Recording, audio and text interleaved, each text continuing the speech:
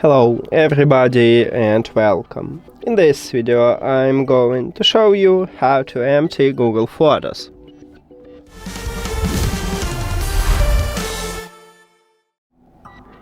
Firstly, I will show you how to do this on the iPhone, on the phone, because it's the same for Android and iOS, and then I will move to PC.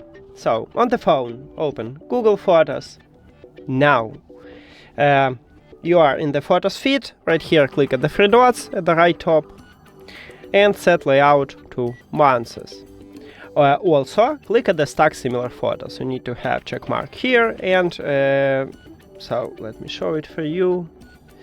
If you have duplicates, it will. Did I have duplicates?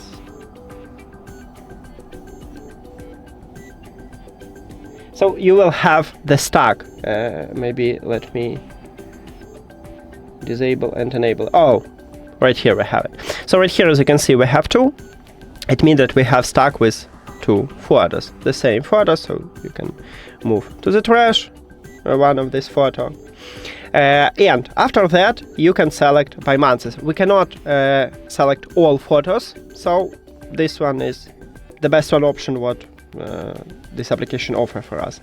So we need to select all of these photos, then click delete, and got it. Delete. Okay, now you will have, let's say you select all your photos, you will have these photos in the trash. But also, I recommend it in collection.